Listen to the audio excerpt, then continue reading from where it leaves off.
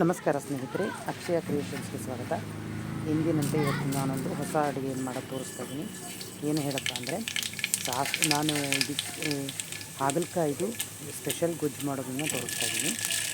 ಹಾಗಲಕಾಯಿ ಗೊಜ್ಜು ಮಾಡೋದು, ಅದಕ್ಕೆ ನಾನು ಒಂದು ಬಾಣಲೆಯಲ್ಲಿ 4-5 ಸ್ಪೂನ್ ಎಣ್ಣೆ ಹಾಕ್ಕೊಂಡಿದ್ದೀನಿ. ಅದಕ್ಕೆ ಸಾಸಿವೆ, ಉದ್ದಿನಬೇಳೆ ಒಂದು ಅರ್ಧ ಚಮಚ, ಕಡಲೆಬೇಳೆ ಒಂದು ಚಮಚ ಹಾಕ್ಕೊಂಡು ಅರ್ಧ ಚಮಚ ಜೀರಿಗೆನ ಹಾಕ್ಕೊಂಡು ಒಗ್ಗರಣೆ ಮಾಡ್ಕೊಂಡಿದ್ದೀನಿ.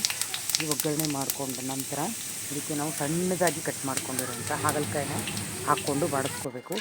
ನೋಡಿ, ನಾನು ಸಣ್ಣದಾಗಿ ಕಟ್ ಮಾಡ್ಕೊಂಡಿರೋ ಹಾಗಲಕಾಯಿ ಎಷ್ಟು ಸಣ್ಣದಾಗಿ ಇಟ್ಕೊಂಡಿದ್ದೀನಿ. ಇದನ್ನು ನಾವು ಈಗ ಇದಕ್ಕೆ ಹಾಕಿ ಚೆನ್ನಾಗಿ ಹುರ್ಕೋಬೇಕು. ಬಾಣಲೆಗೆ ಹಾಕಿ ಚೆನ್ನಾಗಿ ಇದನ್ನು ಬಾಡಿಸ್ಕೊಳ್ಳೋಣ. ಇವಾಗ ನಾನು ಇದನ್ನು ಬಾಣಲೆಗೆ ಹಾಕ್ತಾಯಿದ್ದೀನಿ. ನೋಡಿ, ಒಗ್ಗರಣೆ ಎಲ್ಲ ಆಗಿದೆ. ಇದಕ್ಕೆ ಹಾಕ್ತಾಯಿದ್ದೀನಿ. ಹಾಕಿ ಇದನ್ನು ನೀಟಾಗಿ ಮುಚ್ಚಿಕೊಂಡು ಮುಗಿಸೋಣ. ನೀಟಾಗಿ ಅಂದರೆ ಒಂದು ಸ್ವಲ್ಪ ತಿನ್ನಲು ಇಟ್ಕೊಂಡು ನಿಧಾನಕ್ಕೆ ನಾವು ಇದನ್ನು ಬಾಡಿಸ್ಕೊಳ್ಳೋಣ. ಇದನ್ನು ಬಾಡಿಸ್ಕೊಂಡಷ್ಟು ಆರೋಗ್ಯ ಗೊಜ್ಜು ಟೇಸ್ಟಿಯಾಗಿರುತ್ತೆ.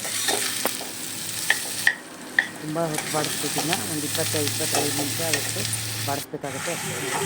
ಬಾಡಿಸ್ಕೊಂಡಿದ್ದಕ್ಕೆ ನಾನು ಇದಕ್ಕೆ ಒಂದು ಸ್ಪೂನ್ ತುಪ್ಪ ಹಾಕ್ಕೊಂಡಿದ್ದೇವೆ. ಸ್ವಲ್ಪ ನೀರಿಂದ ಬೇಯಬೇಕಂತ. ಮತ್ತು ಒಂದು ಸ್ವಲ್ಪ ಬೆಲ್ಲನೂ ಕೂಡ ಹಾಕ್ಕೊಂಡಿದ್ದೆ. ಇದಕ್ಕೆ ಸ್ವಲ್ಪ ಬೆಲ್ಲ ಜಾಸ್ತಿನೇ ಹಾಕ್ಕೋಬೇಕು, ಯಾಕೆಂದರೆ ಹಾಗಲಕಾಯಿ ಸಿಹಿ ಇರುತ್ತೆ. ನೋಡಿ, ಈಗ ಹುಣಸೆ ರಸ ಹಾಕ್ಕೊತಾಯಿದ್ದೀನಿ. ಒಂದು 3 ಟೇಬಲ್ ಸ್ಪೂನಷ್ಟು ಹುಣಸೆ ರಸನ ನಾನು ಹಾಕ್ಕೊತಾಯಿದ್ದೀನಿ. ಇದಕ್ಕೆ ಒಂದು ಆದಷ್ಟು ಬೆಲ್ಲ, ಉಪ್ಪು, ಖಾರ ತೆಗೆದಿಟ್ಟು ಗೊಜ್ಜು ಚೆನ್ನಾಗಿರುತ್ತೆ. ಇದನ್ನು ಜಾಸ್ತಿ ಎಲ್ಲ ನಾನು ಇದಕ್ಕೆ ಒಂದು ಅರ್ಧ ಲೋಟದಷ್ಟು ನೀರನ್ನು ಮಿಕ್ಸ್ ಮಾಡ್ಕೋಬೇಕು. ಉಪ್ಪನ್ನು ಈಗೊಂದು ಸ್ವಲ್ಪ ಉಪ್ಪು ಹಾಕೋತೀನಿ. ಅವಾಗ ಬೇಯುವಾಗ ಒಂದು ಸ್ವಲ್ಪ ಹಾಕ್ಕೊಂಡು ಈಗೊಂದು ಅರ್ಧ ಸ್ಪೂನಷ್ಟು ಉಪ್ಪನ್ನು ಹಾಕ್ಕೊಳ್ತಾಯಿದ್ದೀನಿ. ಇದಕ್ಕೆ ನೋಡಿ ಒಂದು ಅರ್ಧ ಲೋಟದಷ್ಟು ನೀರನ್ನು ನಾನು ಹಾಕ್ಕೊಳ್ತಾಯಿದ್ದೀನಿ. ಇದನ್ನು ಒಂದು 2 ನಿಮಿಷ ಇದಕ್ಕೆ ಕೂಡ ಚೆನ್ನಾಗಿ ಕುದಿಯೋದು ಬೇಯಿಸ್ಕೊಳ್ಳೋಣ. ಬೇಯಿಸ್ಕೊಂಡಾದ ನಂತರ ಇದಕ್ಕೆ ನಾವು ಇನ್ನೇನು ಮಿಕ್ಕಿದ್ದು ಹಾಕ್ಕೊಳ್ತೀನಿ ನೋಡೋಣ.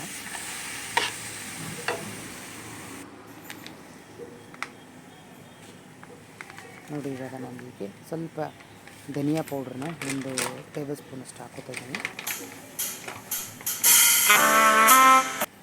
ಹಾಗೆಯೇ ಇವಾಗ ಇದಕ್ಕೆ ನಾನು 1 ಸ್ಪೂನು ಅಚ್ಚಕಾರದ ಪೌಡ್ರನ್ನ ಹಾಕ್ಕೋತಾ ಇದ್ದೀನಿ. 1-1.5 ಸ್ಪೂನ್ ಹಾಕ್ಕೊಳ್ಬೋದು. ನೀವು ಖಾರ ನೋಡ್ಕೊಂಡು ಹಾಕ್ಕೊಳ್ಳಿ. ಹುಳಿ ಉಪ್ಪು ಖಾರ ಇದ್ದರೆ ಚೆನ್ನಾಗಿರುತ್ತೆ. ಆದಷ್ಟು ಇದಕ್ಕೆ 1.5 ಸ್ಪೂನ್ ಹಾಕ್ಕೊಂಡಿದ್ದೀನಿ ನಾನು. ಇದಕ್ಕೆ ನಾನೀಗ 1 ಚಮಚ ಸ್ಮಾಲ್ ಚಮಚದಲ್ಲಿ ಅರಿಶಿನ ಹಾಕ್ಕೋತಾ ಇದ್ದೀನಿ. ಇದೆಲ್ಲ ನೀಟಾಗಿ ಒಂದು ರೌಂಡು ಕುದಿಸ್ಕೊಳ್ಳೋಣ.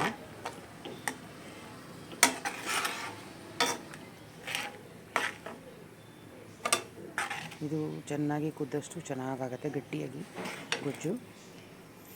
ಇದಕ್ಕೆ ನಾನು ಸ್ವಲ್ಪ ಬೆಲ್ಲನ ನೋಡಿ ಹಾಕ್ತಾಯಿದ್ದೀನಿ.